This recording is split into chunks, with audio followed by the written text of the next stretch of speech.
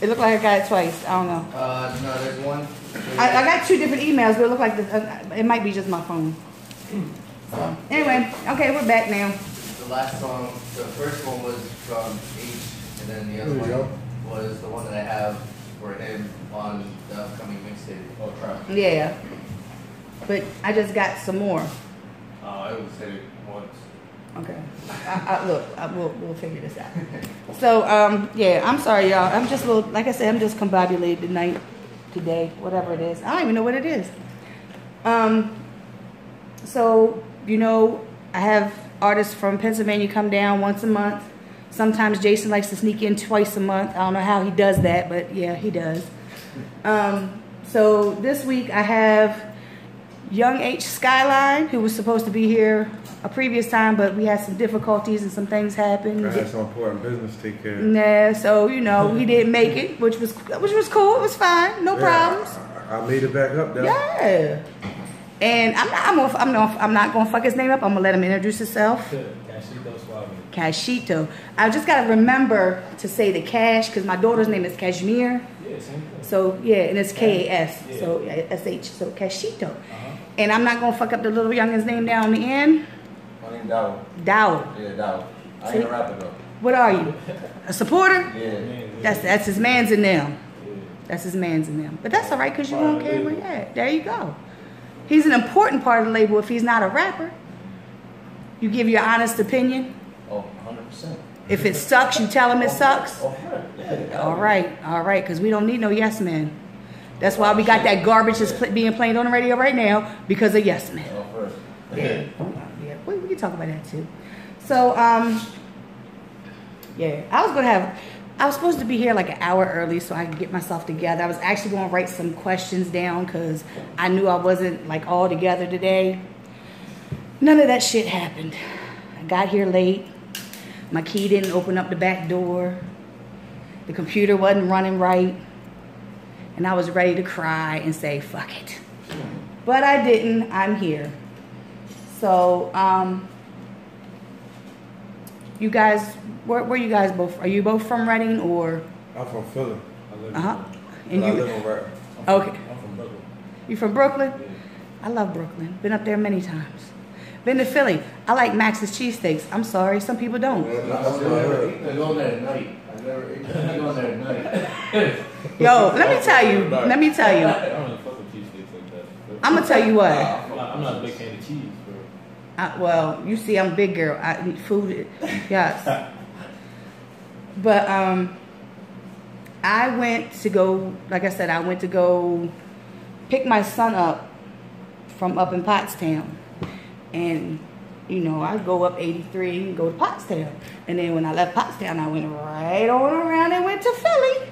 And went to Max's and stood in line for like 2 hours. It was a Sunday. It was a Sunday, 8 o'clock. Yeah. The line was all the way back to the bar. Yeah. But I'm going to tell you what, it's worth it. To me, it's worth it. I stopped up to another place.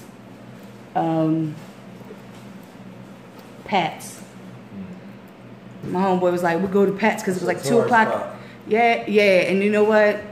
Look, I say this again. This shit sucked ass. Yeah, that's a tourist spot. Well, it was 2 o'clock in the morning and, you know, my homeboy wanted to go to D'Alessandro's. He's like, that's the best cheesesteaks. That's the best cheesesteaks. I was like, I like Max's. I'm sorry. Yeah, for me, Max is the one. Right. Where Jason said he was going? I think he said he was going to Max's or Jimmy? Max's. Yeah, I heard Gina. Got me out before y'all got. See, he's not. Party. There you go. What? I'm gonna go party. You gonna go party? I'm gonna go party tonight. He said, go hit the strip club. Saturday. So, I don't think Jason probably told you. These are not interviews to me, even though I do ask questions. But you see how the conversation goes. The conversation just goes wherever, however. We talk about things. I learn about people when we just talk, have conversations. So, you know, it's kind of just, it's not like I'm saying, so, blah, blah, blah, blah, blah. Yeah, that's the best blah, way to blah, go. blah, blah, blah. I don't want you to sit there and hear Charlie Brown's teacher's voice coming at you. So, and I do lose track of my thought because I'm old, and I think I'm getting Alzheimer's, or old timers as I call it, because I forget. So don't mind me. So what should I call you? Just Skyline? Skyline, H. All right. Call me H. H. I think about Hannibal Lecter when I say H. Is that Hannibal Lecter? Yeah, not Hannibal Lecter. Hannibal off of 18, I think. I don't know. Told you it was over there. Did you always want to be a rapper? I didn't like rappers. Didn't like them? I thought I always knew how to rap, but I always thought rapping was like corny niggas. Well, actually, let me tell you, for me, there's a difference between a rapper and an artist. There's a difference for me. Well, now I'm an artist. I'm not really like, I don't consider, I'm like, this shit is business to me. Okay. So I love it. I love music, but it's business.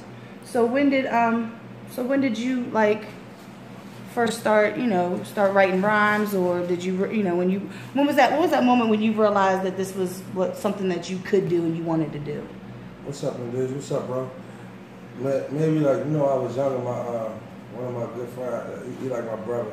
He always was like a rapper, and was trying to get me to rap. And I was like, that's your thing. Go ahead. Was he one of those rappers that he would just be like, y'all be just outside chilling, and all of a sudden he just start rhyming about some shit? Or he was rapping everywhere. Karaoke machines.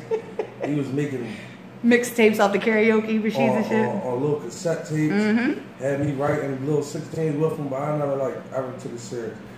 And then I did it a bunch of time, and I came home from one bed, and I was like pushing somebody else, one of my little cousins. But then I was like, I could do this shit myself. Because he was hard-headed. So I'm putting money into you. You ain't doing what you're supposed to do. And I was like, I'm going to do this shit myself. And then I started doing it myself. When was that? Probably like 7 years ago, when I really was like, I'm going to go hard. And I'm going to just do this. Mm-hmm. And I fell in love with that shit. The grind. This is one of the hardest grinds to get to a certain point. Yeah. Shit like going to the NBA, I love the grind. Cause like I said off air, I've been in the music scene, dealing with the music scene for I was first brought into it in 06. So 07 is when I started learning about, I guess I was just like everybody else that didn't realize where any of the artists that I'm hearing on radio was coming from. Like I just never put any thought into it. They were just on the radio, and I didn't know about the underground part of it. So when I came into it and I'm listening, I didn't go to my first show until 2008. But when I started hearing the music on this Blog Talk Radio show that I was listening in on, and I'm like, why are these people not on the radio? Why don't I know about these people? Why is the underground music scene not, like, why do I not know about it? And so from that point on, it was like my mission to make people know that there was an underground music scene.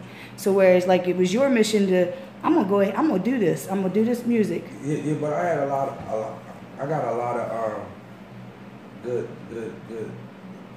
people around. Mm-hmm.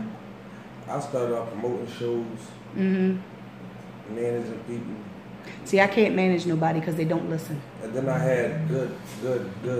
That's a good point. Good teachers. Mm-hmm. Troy Shouter, he came in the game with Rick Rubin. Shabazz Lowe, he deal with Pop now. He deal with Team Money Team. He managed a lot of people. So I had a lot of good people around. Plus I grind. Right. Like a lot of underground rappers don't make it because they don't understand business. Music, this is true. The industry is 10% music and 90% business. Mm-hmm. And this is the reason why when somebody comes at me through an IG post and says, "Hey, how we get on your show?" My response is a more appropriate response would be like, "Hi, my name is such and such, blah blah blah. Want to know how it is we get on your show?" Because I don't know who you are. You coming at me like, I know you or on we on the street shit. Now, if you want to act like we on the street shit, I can do that. But Baltimore Paparazzi is me, business. So that's where I have to try. I've had a couple people come at me in my inbox like that. I don't know who you are. Introduce yourself first. Yeah, but a lot of people don't know about it. You got to understand, they coming out the streets. So, like, not for nothing, I help a lot of artists out myself because they come from the streets. They need different outlets. They wasn't taught that. Mm-hmm. You know what I'm saying? So, it's different. So, I know this because I know you're looking at me and you're saying, this white lady is talking crazy. No, it's not. I respect it though. Now I lived in one of the worst neighborhoods in Baltimore when I first moved here. I was the only white face in there, so I had to put up with a lot of nonsense. But when I started to be the ringtone lady, and people started coming to me, yeah, I told you I'd done a lot of things. I was a ringtone lady. I made ringtones for $1, and it was not what you get at the mall. Not what you get at the mall. 19 seconds, because how long does a phone ring? Rings for 19 seconds. That's the reason why when you buy ringtones off the phone, or off the when you go somewhere, well, used to, it would only be for 19 seconds. I was putting, oh, Miss Lisa, can you put Bootsy Set It Off for the first verse and the hook? They was getting verses and hooks and I was charging them $1. So my first interaction with most of these kids, I'm schooling them as well. And I was schooling them on the local underground, because the only local underground they knew was what they heard on the radio. And they all thought those artists were whack. Because when I would say, you need to start supporting your local artists, the artists that are from here in Baltimore. Who? And they start naming the ones they heard on the radio, which was only a handful. Because, you're not really, the radio is not going to support the local artists because they're not going to make any money from it. Exactly. So I had to try to school, and then come to find out a few years later when I started doing my showcases, one of the guys I was meeting up with for him to get his tickets used to come and get instrumentals from me as well as ringtones from me. You know what I learned too? When you grind hard enough, what you want gonna happen. I don't feel petty. I don't feel pity for lazy people. Right. If you get your hood behind you, they can't ignore you. Right. But you can't ask for no handouts in this game. You got to be willing to sacrifice. If you ain't willing to do that, you ain't gonna get nothing. Well, see, and I'm sure that when you first started out, like you said, 6-7 years ago, the game and the internet, it all was different than what it is now. Absolutely. Because back then, like I said, when I came in, we only had MySpace at the time. You can only put 4 songs on a player. That's when I started hearing local underground artists. So now, get your music every damn way. Spotify. You couldn't get your music on iTunes when it first came out. You had to beat somebody, or you had to pay a lot of money. Right? It might be like $150 to get your shit like Spotify, Amazon, Google, and all that. So like, there's publishing sites you can get it cheaper than that. But a lot of people don't even want to pay that check. How you know that? Research. Exactly. The internet. It's a smart man right here. But see, do you know how when I first came in and all these people were rapping and making these mixtapes that they couldn't really sell because why? Because it was industry music. Yeah. They didn't have the right to sell it. Yeah. So they're doing all this. They don't even have their publishing. They don't have a BMI or ASCAP. They didn't even know what none of that was. Right.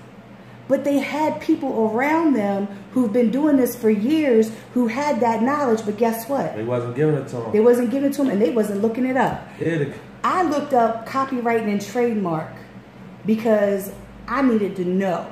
The game is to be sold, not told. And if somebody give it to you for free, you better accept it.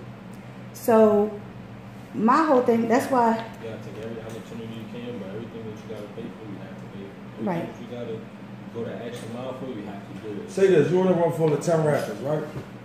You're a rapper yourself. Mm-hmm. The average rapper is not going to tell you, this is how you make money off your music. Yeah. He's going to keep it to himself. Right. You know why? Because naturally people don't want the market oversaturated. But They want the check. But it all, but so if somebody give you the game, you got to take it, baby. It's already my saying is this: you can't take a rock and throw it without hitting a rapper. In Baltimore City, I would, like I said, I was going to all these shows when I first started everything. I knew just about everybody. Everybody that I was seeing all these different shows. I stopped going so much because I think it was when I got sick and I stopped going so much. I go and look, so I go to a show. Somebody was like, Miss Lisa, can you, I got a show on Thursday or Friday or Saturday or whatever it was. Can you come through? You're good at the door. As long as I'm good at the door, cool. But why am I paying you? But you want me there to take pictures? That's a no-no. Yeah, like no. They want to use you. You know what right. I'm saying? But they don't want to let you know that they're using you. I got there. That in a lot of ways. And I barely knew anybody that was on that stage. And then all of a sudden, all these rappers started coming out of everywhere because the game had changed once again. Everybody's getting fame off of YouTube. Before, people were getting fame off of MySpace. Then it was doing a whole bunch of shows and getting your name out there. Then all of a sudden it was MySpace, IG with the little videos, all Vine, all those. It was the social media. So now here's all these rappers. And what I've noticed, and I've had this conversation. I just had this conversation. I had it with my ex-boyfriend last night on the phone. We were talking about a group here in Baltimore that they've got a name for them. They got us signed to a deal and everything. I don't think it's a big deal, but it's a big enough deal where they got a deal. But when I watch these guys perform, they got the lyrics playing, the tracks playing, like it's the CD. They got the microphones, but the microphones are down here, and then they're jumping around. They're not even performing. They're partying. I have a problem with that because that's one of my pet peeves. Who else do it?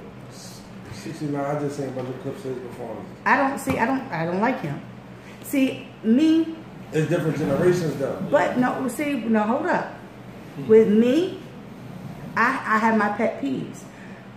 If it's a singer singing, they're not allowed to lip sync with their music. You've seen what happened with Mariah Carey and all of them, got in trouble because they were lip syncing. But it's okay for a rapper. And when I said this a few years ago, when it first started happening with rapping over your tracks, the first answer I got was, well, Rick Ross does it. So maybe Rick Ross has gained that, privilege to be able to rap over. To me, I want to be able to know that. What you saying? Yeah, I want to be able to know that you know your words. We were just talking about the Ja Rule show before the second artist that performed his very first song, his whole verse, because he wasn't rapping over his lyrics, he didn't even know his whole verse. He knew the ad-libs, but his whole first verse, it just went out of his head. Now, mind you, I don't know if it's because the crowd was, I guess it was a sold-out crowd. Maybe he never performed in front of a crowd that big. I don't know. But that whole first verse was gone. Now, the rest of his performance was fine. But that's what stuck out in me. Now, if he had his track behind him, my thing is, if you're just going to play your track behind you and then you're going to jump around and party, just give me your CD. I'll listen to it. If I don't like it, I'll use it as a Frisbee. But for me to see you on stage is just like if it's a singer.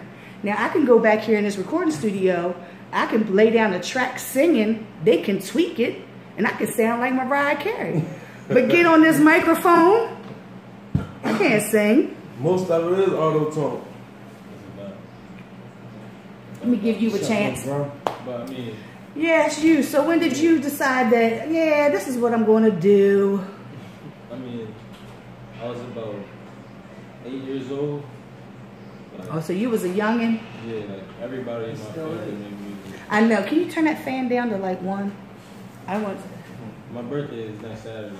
May 5th, I'll be 21. You be legal. Yeah. That's great. My son, my youngest is 20. See, I could be your mama. See. Since I was about 8, you know what I mean? Like everybody, like my stepfather, he would record music. You know what I mean? And so who were you rapping then? Who were you listening to? And I listen to I listen to everything. Honestly, like I listened to rap, but I didn't listen to like what was hot then. You know what I mean? I listened to old music like Big Pun. You know what I mean? Like, hold up. Today is his 20th, the 20-year anniversary of Capital Punishment. Just you said Big Pun, so yeah. Yeah. Like for me, stuff like that. Like y'all mentioned Redman earlier. Like I listened to a lot of that. He's got Muddy Waters 2 coming. He's been talking about it a lot. My pops, like they all like they put an emphasis on the old music. You know what I'm saying? But nowadays I don't listen to that. Nowadays I listen to like what's good now. You know what I'm saying? Like what? Try to keep the energy flowing. But what do you listen to now that you consider good? I mean, I listen to a lot of different like how you say. I don't like listening to a lot of mainstream people. Like, the most mainstream people I listen to probably like Migos. You know what I'm saying? Like I don't listen to like Cardi B and all that. You know what I mean? Actually, Nicki Minaj. I don't listen to all that. So who do you listen to? Like, there's an artist from Pittsburgh. His name is Jimmy Wapo. I listen to him. I listen to like Lil Durk. I mean, like a lot of Chicago rappers. You know what I'm saying? I listen to myself. I listen to myself a lot. Really? Yeah, see, I wonder because I know I've talked to artists before, just in conversation, and they be like, I only listen to myself. I'm like, I don't even like looking at myself. Like, do you notice how the cameras are not on me? Because I don't want to be on camera. It's not about me. That's why the cameras are on you guys, because it's about you. I'm a photographer. I don't like my picture taken. I stand behind the camera. You know, so. You know, I can't listen. I can't. You know, I don't know if I rap. Like I don't like hearing the sound. Like hearing my playbacks. I don't want to hear that. But see, with rappers, it's different. Are you really critical on yourself? I mean, yeah, like very. Like sometimes I don't like listening to certain tracks around other people. You know what I mean? Like I feed off of like vibes. You know what I'm saying? Like if there's a bunch of girls around me, I'm gonna play a track I think of myself that a bunch of girls will like. You know what I'm saying? Of course. So it's like there's a bunch of hood niggas around me. You know what I'm saying? I'm gonna play one of my hood tracks. You know what I mean? My drill songs. You know what I'm saying? So it's like there's some tracks like it'll come on, somebody will play it, and I'll kind of cringe. You know what I'm saying? Like damn, like. Cause you just yeah. But I mean, it's good music either way. You know what I'm saying? But are there any songs that people around you be like, yo, that's the song, and you be like, hell no, that's not it. But they love that damn song. And it's that one, it always seems to be that one song that you be like, I can't stand this damn song, but everybody wants you to perform it. Yeah, there's a bunch of those. And it'd be like old songs that I don't even like the mixing of, you know what I'm saying? Like the mixing wasn't even that good, the mastering and all that. So it's like the quality was off, and they love it. They be like, yo, you gonna perform that? I was like, nah, bro, I'm not even gonna. That's because I'm gonna tell you, because people don't understand. They don't know the mixing and mastering and all that, and it took me a few years to understand that. Like people always send me music that's not done, and check this out, Lisa. Miss Lisa, can you listen to this and tell me what you think of it? And I'll give them my honest opinion. That's because that's what I do. I'm not going to sugarcoat it. If I say, I don't like that song, and they say, well, why? Before they even say why, I let them know. Usually it's because I'm not liking how you're flowing on it. You kind of sound off. It sounds like you're trying to rush too many words in there, like you're trying to cram them in there. I give them that, to me, that's criticism. But it's creative criticism. I'm telling you, this is how I feel about it. You don't have to change anything if you like it. It's your song. Right. This is just my opinion. I've had people call me a hater. Yeah, a lot of people get caught up in it. I said, how can I be a hater? I don't do what you do. Yeah, I'm only giving you my opinion. Right. If I rapped and then I said your song sucked, then I could be called a hater because I rap too. I'm not. I'm just a person who likes music, and I listen to a lot of different stuff. Like I grew up with music in my house, but it was country music. It was 70s and 80s, 50s, 60s, 70s rock and roll music. is what was in my household. That's a fact, bro. And so music has always been around me. So me getting in this music scene was nothing. I know how to count bars. I was in band and in choir. I've been in music classes, so I know how to count bars. And everybody seems to think that I have an EP stuck in my head, that I'm going to rap an EP. I have a producer who swears that she's like, I bet you can make a beat. And I'm like, so now I can rap and I can make beats. Oh, hell no. You probably could. I probably could if I really put my mind to it, because I have no doubt. I've gone from all the different stuff. Like, I've gone from being a supporter of the scene, because when I came in the scene, I knew nobody. See, you guys probably knew people who were already doing music and doing stuff. I knew absolutely, positively nobody. It's more exciting like that. But you know, and it's funny because when I come, like, I'm a supporter of the scene as a whole. The whole scene. The Baltimore hip hop scene. I'm a supporter. Whatever anybody's doing, I support that. As long as it's good for the Baltimore scene. As long as it's for the artist. You know what I mean? As long as it's not going to bring any kind of harm, shame, or a bad name. I'm all for it. I do have my favorite artists, of course. But as a whole, the whole scene. So when I came in, I didn't know anybody. I met Bomb, who was the one who basically introduced me to everything. And of course, I was his fan because I liked his music. But then, have you ever came across like artists? I'm sure neither one of you are like this, but you have somebody who's a fan of yours, and then they also become they like somebody else's music. And that artist that they were their first fan, yo, you can't be a fan of his, you're a fan of mine. You can't be a fan of nobody else's. That's corny. I like his music. Yeah. Right. But I've seen it happen. I've seen it happen. It's crazy. I've seen it happen. And I never understood it. It's like having that friend who says, oh, well, you can only be friends with me. You can't be friends with nobody else. It's that middle school mentality. It's that middle school mentality. That don't make sense, because it's music. At the end of the day, it's like liquid. You know what I mean? It's like it's gonna go on forever. It's to like right. It's you listening to it. It's not like this. It's not like your fan listens to your music, loves your music, buys your music, supports you, comes to shows and sees you and this, that, and the third. They hear his music, they're like, oh, I like his music too. You know, I don't know how y'all's music sounds because I haven't listened to it. So I'm sure it's probably different. Yeah. Just by the vibe that I get from both of y'all, and plus I'm sure there's an age difference too. Mm-hmm. So you're not rapping about the same kind of things maybe or whatever. Like I said, I haven't listened to anything, but I'm just getting that vibe. So just because this fan likes his music too doesn't mean that they're going to stop buying your stuff and stop supporting you. I never understood that. Every fan of music got like different artists that they like. Right. You get like Jay-Z, Nas. Right. T.I. So who's your favorite? Who's like your one of your all time? I'm not gonna say because I don't have an all time. Really? I'm kind of surprised at that. I don't know why, but I'm kind of surprised at that. Yeah, I Pac, was like heavy on Pac. What was it about Pac that you really? It was more than music. It was the music, but he was like versatile. You know, I never liked 2 Chainz. Never liked him. Not even when he was Titty Boy. Didn't like him. I don't know what it was about him until I heard him in an interview and heard him talk, and he was totally different than his music.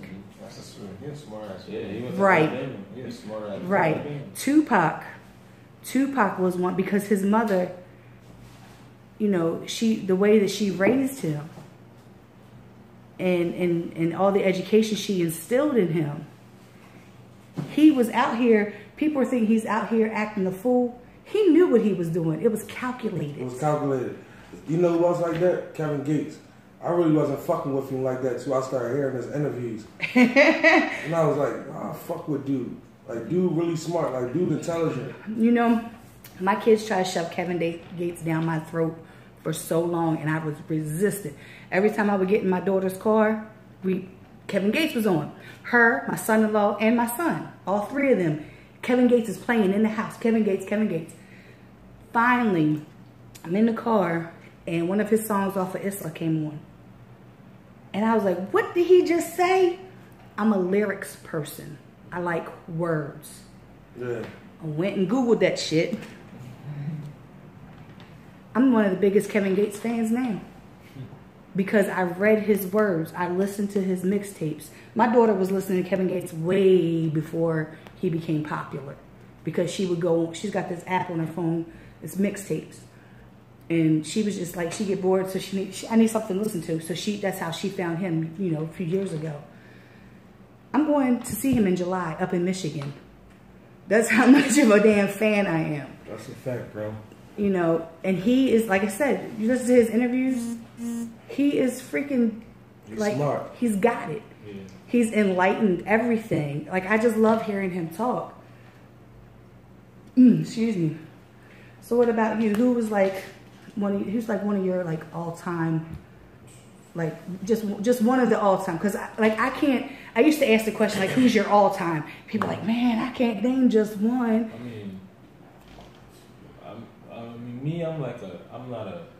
I'm not just a hip hop fan. Like, well, who's your favorite? Like one of your favorite artists? Like Michael Jackson. Of course. Like huge fan of Michael Jackson. Like to this day, I still listen to Michael Jackson. I think just about everybody does. I think just about everybody does. I've had a few people come in here, a few artists come in here and say Michael Jackson is one of their all-time favorites. And it's just, I don't know, something about it. Like the way he put together his music, like the way it was just put together. I'm not saying just him, because I know he wasn't really a part of how it was done. Like, you know what I mean? Quincy Jones, I think that's his name, right? Yeah. Something to do with that. But the way it was just put together, the way it sounded, like the way his ad-libs were, like, you know what I mean? The way he just fed off of the way the beat, like most of his beats, like the transitions and stuff, the way he fed off of them is different, you know what I mean? It's like he definitely is one of the greatest just about everything. I mean, he's one of those people that is up on that pedestal and deserves that right to be up on that pedestal. Like what he do? He flipped his hair or something and the girl started fainting. Nah, since then he's been the GOAT. He has to. He has to. That's why I said, like, some people are not. I've had people say I don't listen to anything but rap. I don't listen to anything but this. I listen to R&B more than I listen to rap. Yeah. When I on my way here, like usually on the days that I'm going to like shows, I know I'm going to be bombarded with a lot of hip hop. Some of it's probably going to be crappy. I'm going to be bored. So before I go to a show, I don't listen to hip hop. I'll listen to old R&B, or usually around the time that I'm leaving, it's going to be like 9 o'clock.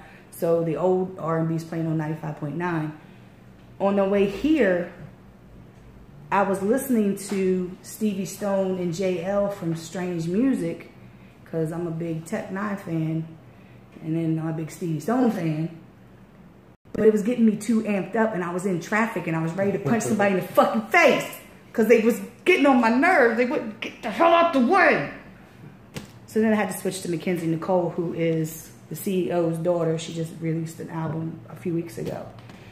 And then that was just like, not in the mood for this either. I'm not in the mood for this. So I just had to turn music off. Because music for me is my therapy, just like it's your therapy writing it, I'm sure. I tell all artists this. Music is therapy both ways. Music changed my life.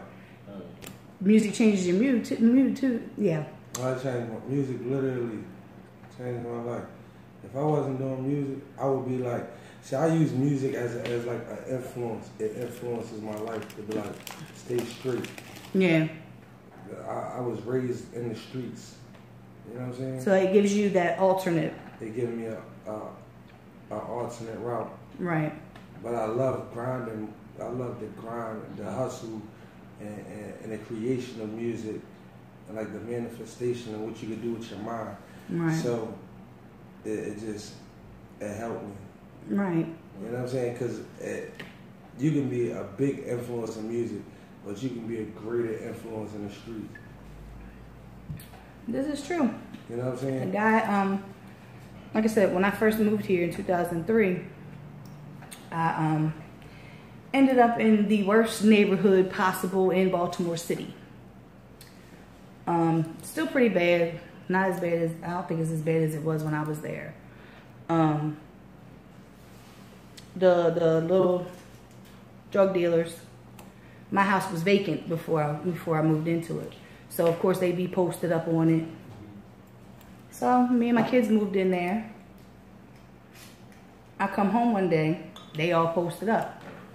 So I, you know, as soon as they see me, you know, they pop up and all this. I said, can y'all please not sit on my property? It's my house now. I really don't care what y'all do out here. As long as it doesn't involve my house, my car. That's all I'm asking. I was nice about it. A couple more times, still happening. Had to call the police. They lost 2 stashes. Big stashes. Told y'all, I'm trying to be nice. Don't sit on my property. Don't hide your drugs on my property. That's all I'm asking. I don't care what you do out here, as long as it doesn't involve me.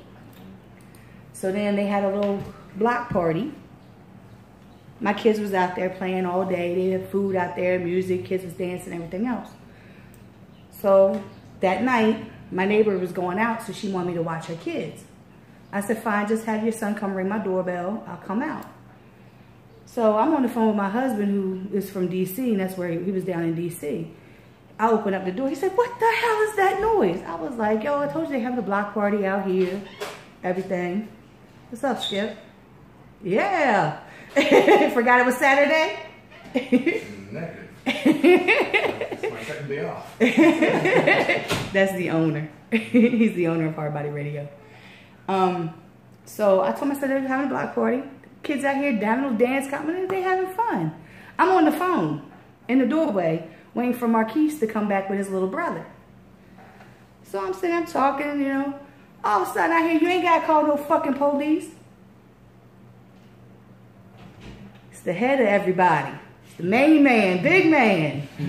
Okay. I say, ain't nobody calling no fucking police. Don't you fucking cuss at me. I said, bitch, you cussed at me first. So they holding him back. I said, let that bitch go. You think I ain't never been hit before? Let him go. My husband on the phone, get the fuck in the house. I'm not there. I said, what the fuck was you going to do? You ain't going to do shit. Like, I'm just giving everybody attitude. The boy comes up, he's like, my brother's a little drunk, this, that, and the third. Somebody said you was called the police. Why the fuck would I call the police? When my kids have been out here all day with everybody. That's kind of stupid. A couple days later, passed by, he walks up. Can I talk to you? It's a free world. You want to talk? Go ahead. So he's talking to me. Oh, if you know, just apologize. Okay, that's cool. That's cool. Keep your guys off my front. Don't hide their shit in my, you know, don't do none of that. Well, if you have a problem, come to me, talk to me. Cool. A couple days later, found more drugs. The reason why I'm saying this is because we became family after all this stuff happened. Those are my cousins. Those are my family. They looked out for me. The big man went legit, had a business. He's a fucking, he can cook his ass off. So we started, he had a hot dog cart. Guess who drove the hot dog cart? Me. The one he had a problem with. If you can be out these streets, hustling, making money, you can make money doing anything. That was my whole purpose of the story. Because if you can be out here, like, that's why if you're out here in these streets and you can make a little bit of money, because most of these kids is making tennis shoe money most of the time. But if you out here and you know how to hustle, you know how to do, you gotta know how to do math. You can hustle anything. This business, this is a business right here. You guys are a commodity. So what has to happen is we got to figure out how to market and advertise you because you're a commodity. That's why I say music, the music business is 10% music and 90% business. You got to be a hustler and you got to be a shark. You got to be relentless. So what is your ultimate goal with this music? What do you want to own the building? You gonna own the building? Okay. I'm gonna Jeezy it. I'm gonna Yo Gotti it. I am. I'm gonna own the building. With that attitude, you will. No, I am. I'm gonna own the building. No, I am. I'm gonna own the building. I'm gonna run the building. And I'm gonna help other people get off the streets and help them own the building too. That's what I wanted to hear. That's what I do. I would rather see people win than be locked up. Or to be About you. or to get killed. I wanna leave a legacy. You know what I mean? Like I wanna have something like You want people to talk about you like we just talked about Michael Jackson. I mean, like I don't want exactly. Like I don't want to live for no reason. You know what I mean? Right. Like, I feel like music is probably the only way I could get out. You know what I mean? People could know me. People could see me. You know what I'm saying? Doing something that is creditable. You know what I'm saying? It's like you're gonna look back at it and you're gonna say, all right, you know what I mean? He did something. I want to be able to do something with. You know? But even Michael Jackson, I just heard Michael Jackson today with Eddie Griffin interview on Valère TV. He said Michael Jackson bought the Beatles. Yeah, he did. He what? He bought the Beatles. He bought the Beatles. Bought them? Yeah. Bought their ass. You see it? Like I mean, but my thing is that really such a big surprise with knowing who Michael Jackson is? No, he was smart. He was a businessman. Because he was in this business since he was little. And even though his father whipped their asses like crazy, they learned. You know, they pay attention and they learned the business. Michael just happened to be the one, him and Janet are probably the most, you know, notorious ones as far as being, you know. If we look at Michael's mentors too. Right. His mentors was sharks. So when you learn from sharks, you become one. Right. You know what I mean? Gotta hustle. That's a hustle. And that's it. Jay-Z. It's a hustle. Jay-Z a hustler. You know, and I talked about, was it last week? I talk about so much stuff. I've had my show for almost 2 years now, so I've talked about a lot of shit.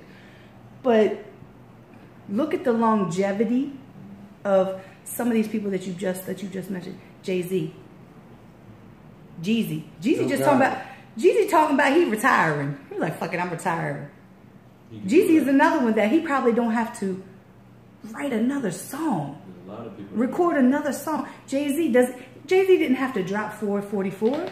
He didn't have to. He did it to save title because he got parts in it. He is a businessman. He was a businessman on the street, and he's a businessman here. 50 Cent. You ain't got to like 50 Cent, but you got to like his. You got to like his business. He's a businessman. At the end of the day, it all started with music. It's like a gateway. You know what I mean? Music is a gateway. I got people that do other different things that's talented in those things, and I know I could use it in the music. You know what I'm saying? So they can use their talents, and they could become something with their talents, just like I'm becoming something with my talents in the same sense. Now, have you guys had people along the way tell you, man, forget this shit. You ain't gonna go nowhere. You ain't doing nothing with this. I don't think I ever had it. Never, yeah, like you got some good people. Maybe when I was like super young, you know what I'm saying? Like, oh, you want to make it? You know what I'm saying? For me, because anytime I told somebody I was gonna do it, I got it done. Right. I told Jason I was gonna do something, I got it done. You know what I mean? Yeah. Anytime I say I'm gonna do something, I get it done. I don't believe in no. Okay. I don't believe in you can't. I don't believe in it. I'm gonna get it done. You're one of those people that speak it into existence. I live into existence as a religion for me. Because I know some people, you know, they have support, but then they don't have support. You know, I've had people come in here and tell me, like, when you say, you know, your stepfather was recording you and everything. I think it's awesome when you have family that sticks by you doing to achieve your dream, because it's hard enough when you're trying to do something and you have a couple friends, but you don't have anybody really supporting, you know. So you're sitting here and you're struggling to do something basically alone. And I've had people, Lyrics, Young Lyrics, King Lyrics. He goes by too many damn different names. when I was talking to him, he said, my mom is my biggest supporter. I told my mom I wanted to rap. She was like, all right, what you need? She said he went out and got the microphone and all the recording, everything to help him. And, you know, I think he's probably around the same age. I think he's 21, maybe 20. He might be 22. He's like a year or so older than my son. So for him, you know, his mom, I think having somebody supportive, parents especially, I don't know if I could be that supportive, because my son told me, Mom, I'm going to rap. And I'm like, you don't have rhythm as it is. He's got his father's rhythm. How his father has no rhythm, I don't know. I have more rhythm than his father. Don't know how that's possible, but it's possible. Because that's my son. But he's like, I'm going to rap. I've been working on my music. I said, okay, well, you work on your music, and we'll see where it goes. Because I already know. Now, my daughter can write her ass off. She's wrote songs. She'll never perform them. I told her she needs to go ahead and write, get publishing. Maybe she can sell these songs. Maybe she can do that, because she's not a performer. Yeah, then you can be like, what's that, mama? You know a lot of artists. I do know a lot of artists. But, you know, it's like this music business is crazy. Because, like I said, right now, it's for me, it's oversaturated. It's oversaturated. I can't, like, people ask so much music that people are like, oh, like, okay. Man, we eating from a gold spoon, bro. When J. Cole dropped KOD, I was up at 12 o'clock. I was listening at 12:03. Because I had to hear this. I had to. I have other song, you know, other albums saved to listen to. I haven't got a chance to listen to them yet. You know, so many. Check it. I like that it's oversaturated. I like that it's oversaturated. Why is that? And make an artist gotta work harder. Right. Everybody gotta step up. I think they have to step up and stand out. Right. Not just that. The people that support you and listen to you, they appreciate you more when you're at a certain pedestal. Oh, that's a good way of looking at it. Seriously, I love it, because if it's 10 people in the room, and maybe you might be a fan of 5. You might be a fan of 5. Mm-hmm. Of 5 underground artists. And you're like, yeah, I like these 5 guys. Like, these guys are really talented. And next year, it's not 5 no more, it's 3. Right. And then the following year, it's 2. See, and that goes back to longevity. How next, like the ones that are their names are popping right now, I guess, if that's what you want to say. I sounded real white when I said that, didn't I? Whew. Lord. Gives me the chills. The ones that are really like, okay, all the Skittles kids. I call them Skittles kids because they look like a bag of fucking Skittles. Tell me they don't. I know what you're talking about. I mean, I let them do their thing, man. Right. Now, that's their way. I used to be really resistant about people calling it hip hop. Until one day I stopped and I had to say, okay, look, I talked to myself. I had a conversation with myself. I said, look, rock and roll is rock and roll. But then there's all different kinds of rock and roll. Subgenres. You got grunge, you got heavy metal, you got death metal, you got horror metal, you got all kinds of... Why can't hip-hop be the same? Right. Before we just had hip-hop and gangster rap. That was it. Everybody needs something to identify with. We got different ones now. So, Skittles kids got their own little thing. They're Skittles kids. Tell me they don't look like a bag of Skittles. They got rainbow hair, rainbow teeth, all that shit. And I don't... And we talked about Tekashi 6ix9ine. We said somebody mentioned him. Okay, I don't like him. I think he's a character. He is a character. He does things to get his name out there. It's smart. That's marketing. Cool. But I can't stand your music. Never listened to a song until I was doing a birthday party in Latrobe. Y'all don't know what Latrobe is. Latrobe is the projects. My homegirl was like,